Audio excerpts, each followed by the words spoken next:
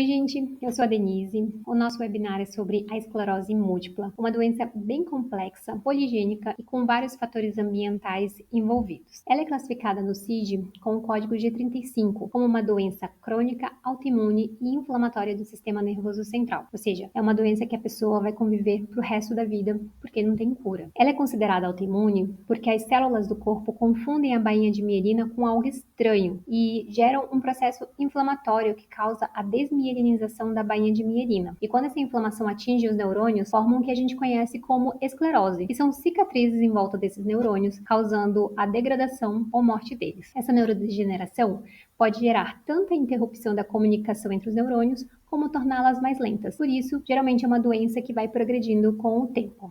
Ainda não se sabe exatamente o que causa a doença, mas tudo indica que é uma combinação de fatores genéticos e também ambientais. A hipótese mais aceita é que ocorre uma disfunção imunológica, levando o sistema autoimune a agir de forma lesiva, atacando a substância branca do sistema nervoso central. Com relação aos fatores ambientais, uma das hipóteses que está se consolidando associa a doença com o vírus Epstein-Barr. Acredita-se que o sistema imunológico confunda as proteínas da mielina com esse vírus, levando o organismo a atacar a própria bainha de mielina, desencadeando o processo inflamatório e autoimune. Um fato interessante é que o EBV causa a mononucleose infecciosa, que é conhecida como a doença do beijo, e alguns estudos apontam que o vírus esteja presente no sangue de mais de 90% da população adulta mundial. Então, temos um número grande de portadores do vírus, mas somente uma minoria desenvolve a doença. E é aqui que entra a predisposição genética, como uma condição poligênica e não hereditária. Isso significa que o indivíduo herdou genes dos pais que isoladamente não causariam a doença, mas que ao se combinarem no filho, aumentam as chances do desenvolvimento dela. Outros fatores associados são a deficiência de vitamina D, o tabagismo e a obesidade. Os sintomas variam de acordo com cada pessoa, porque vai depender da área do cérebro que foi afetada e da gravidade dessas lesões. Esses são os sintomas mais comuns, mas a gente geralmente acaba por lembrar dos três últimos, que envolvem problemas de equilíbrio e coordenação motora, transtornos cognitivos e as alterações fonoaudiológicas. A doença geralmente se manifesta em indivíduos jovens, por volta dos 20 a 40 anos, e é mais comum em pessoas do sexo biológico feminino e de pele branca. Ainda não existe um único exame que confirme a doença.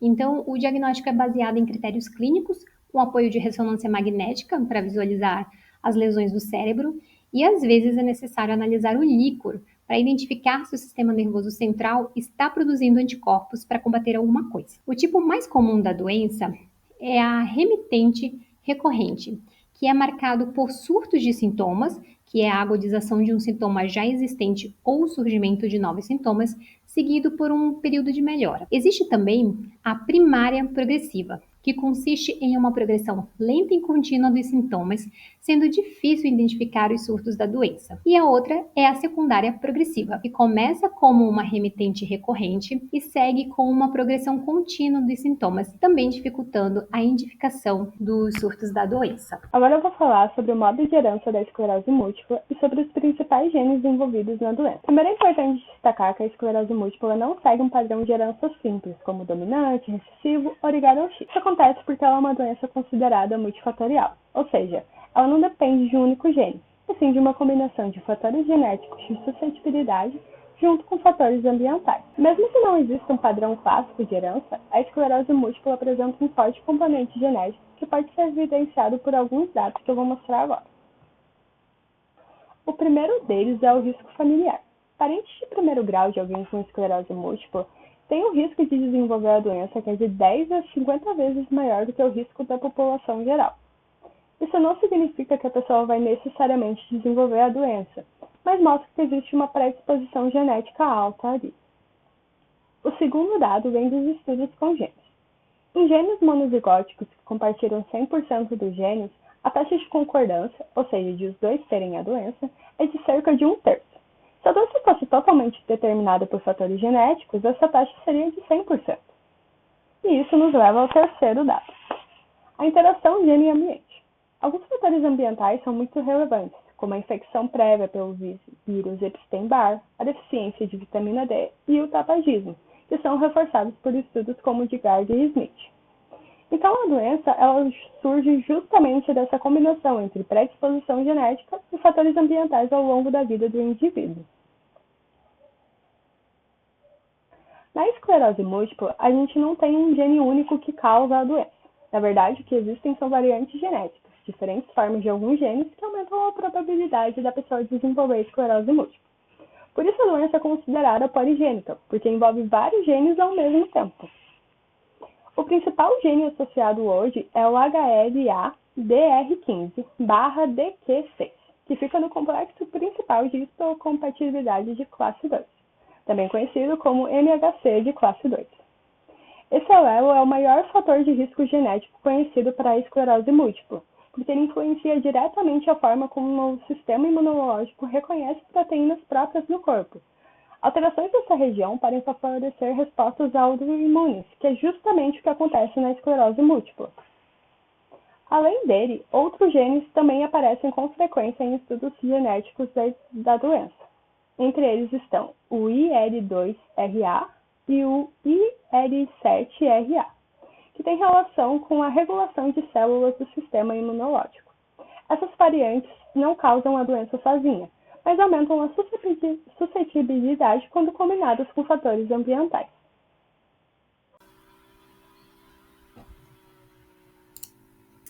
Então, agora, nós vamos aprofundar um pouco mais sobre as variantes genéticas associadas à esclerose múltipla. Como nós vimos até aqui, a esclerose múltipla é uma doença de etiologia multifatorial e as descobertas genéticas apontam para muitos loci independentes, o que sugere que vários genes interagem epistaticamente para determinar a suscetibilidade hereditária, o que significa que você tem mais de um gene responsável pela doença e na presença de mais de um gene você pode ter a influência de um na expressão gênica de outro. O complexo principal de histocompatibilidade, o MHC, é a região de ligação mais consistentemente identificada e com efeito genético mais forte para a predisposição à doença. O MHC pode explicar entre 17% e 62% da etiologia genética da esclerose múltipla. Dentre os genes que estão presentes no MHC, nós temos o HLA-DRB1, que é o locus mais fortemente associado à predisposição à esclerose múltipla e que é o mais encontrado em populações de alto risco, como as norte-europeias. O HLA-C é uma variação do gene da esclerose múltipla que influencia a predisposição à doença independentemente desse primeiro gene citado. E o HLA, ao contrário dos outros dois, sustenta um efeito protetor independente, ou seja, ele vai estar associado a versões mais brandas da doença. Tem-se também vários outros loci não MHC em diferentes cromossomos, que são identificados principalmente por estudos de associação genômica ampla, o GWAS, e análises de ligação.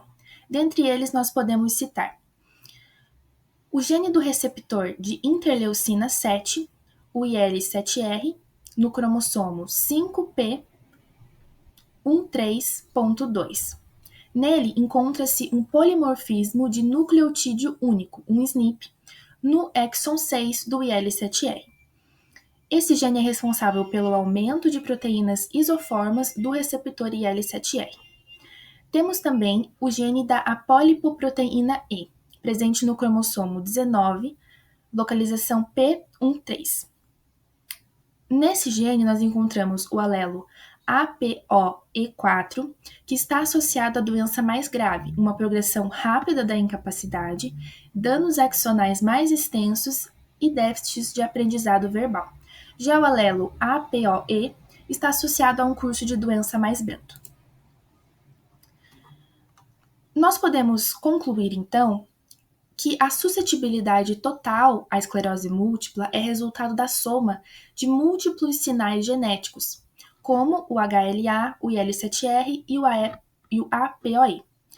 Esses fatores interagem entre si e vão interagir também com fatores ambientais, como a vitamina D ou infecções virais. Historicamente, a epidemiologia tem sugerido uma ligação entre o risco de esclerose múltipla e a exposição solar, que é a principal fonte de vitamina D. Nesse sentido, a latitude é um fator de risco, visto que a esclerose múltipla passa a ser mais comum em climas setentrionais, onde se tem invernos mais rigorosos e menos exposição solar. Tem-se também o mês de nascimento como fator de risco, visto que ele influencia a variação de exposição solar e, consequentemente, os níveis de vitamina D. O vírus Epstein-Barr é o agente causador da mononucleose infecciosa, que é a doença do beijo. A infecção pelo EBV é vista como o gatilho ambiental mais forte e um risco essencial para o seu desenvolvimento. 95% da população mundial já foi infectada pelo EBV em algum momento da vida, mas apenas uma fração muito pequena desenvolve EM. Isso sugere que o vírus é um fator de risco necessário, mas que a doença só se manifesta em indivíduos com suscetibilidade genética e outros fatores ambientais. Nesse sentido, 99% dos afetados tiveram contato com o vírus e essa infecção aumenta em até 32 vezes o risco de desenvolver esclerose múltipla.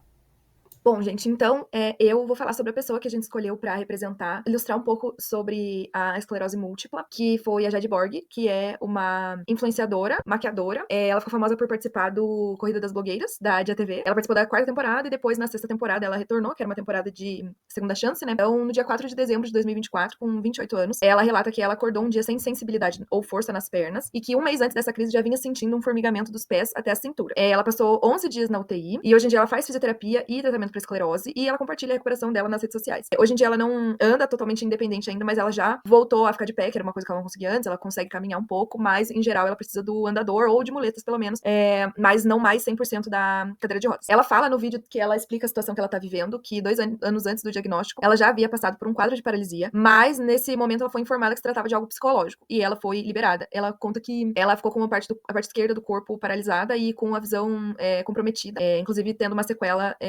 dessa primeira crise de 2 anos atrás. Bom, agora eu vou mostrar um pouquinho de alguns vídeos da Jade pra vocês. É Jade Borg... Ah, não, vocês já sabem.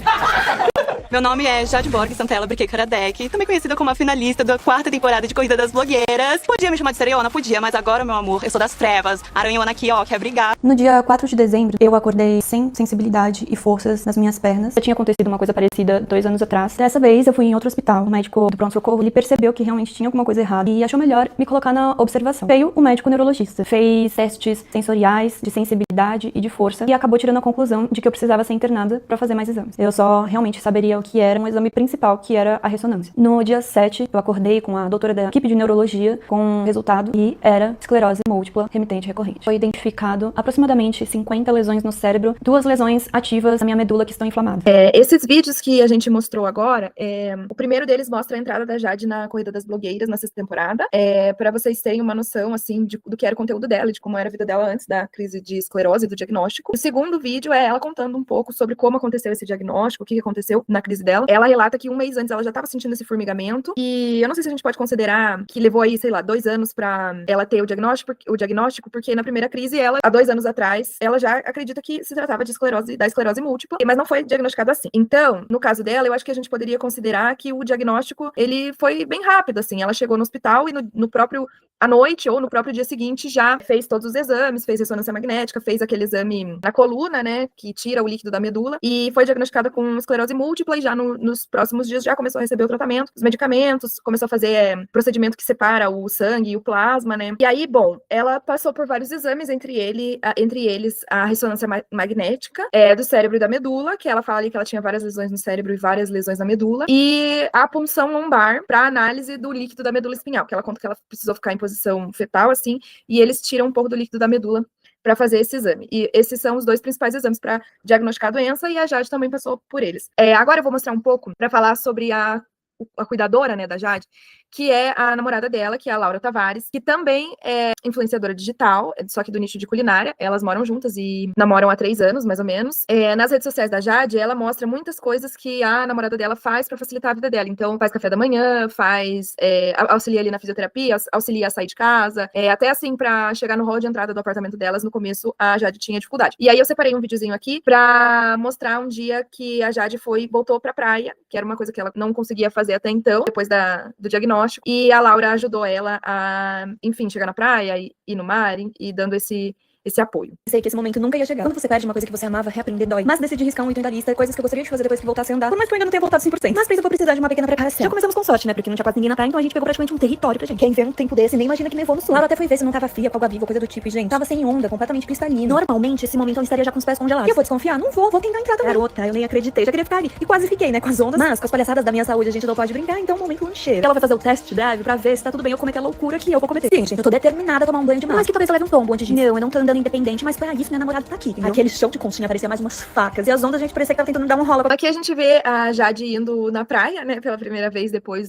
da crise. E a gente vê que ela tá voltando, assim, a viver as coisas que ela gostava de viver antes do diagnóstico. E agora eu quero mostrar aqui também um videozinho dela indo no The Town, que ela mostra também um pouco das dificuldades, mas que é possível, né, passar por voltar a viver, mesmo numa crise grave que foi como a que ela teve, né? Ideia de como que uma pessoa que precisa de acessibilidade fazia pra estar no meio da muvuca, principalmente festival. Porém, eu amo. Acontece que eu tava de boa no fim de semana, já nem tinha esperança de conseguir no detalhe. Só que aí eu recebi essa mensagem, e aí só tinha uma forma de descobrir se realmente ia ter acessibilidade ou não. No vídeo eu só pareço plena, porque na verdade eu só conseguia pensar, se der alguma coisa errada, eu vou estar lascada com as minhas pernas, pó, pressão baixa, no que tudo se der, entendeu? Se eu faço uma coisa que a Spirals não gosta dentro de casa é uma coisa, mas fora, só que a determinação tava em dia. Como a mão de pincher decidiu dar presente, decidi testar se eu não conseguia fazer maquiagem com tatuagem de pedaços de chiclete. E por incrível que pareça, rolou. Muita gente até pensou que eu tinha feito delineado. Eu fiquei muito feliz, porque essa questão da maquiagem tem sido uma coisa que tem realmente me deixado chateada. Mas eu tenho tentado explorar formas em que eu não precise de muita precisão. Tempo até descobrir em qual entrada eu tinha que ir, nisso eu dei muito rolê de van. Isso daqui eu já tinha achado babado, porque não conseguimos andar de um palco pro outro, vamos ter consciência, obrigada. Depois de provavelmente dar rolê pelo evento inteiro, conseguimos entrar no vídeo. E eu fiquei chocada com a absurda estrutura que eles tinham, não só de comes e bebes, mas também pra conseguir me movimentar. Eu tinha uma região ali, só pra eu ficar sentadinha bonitinha.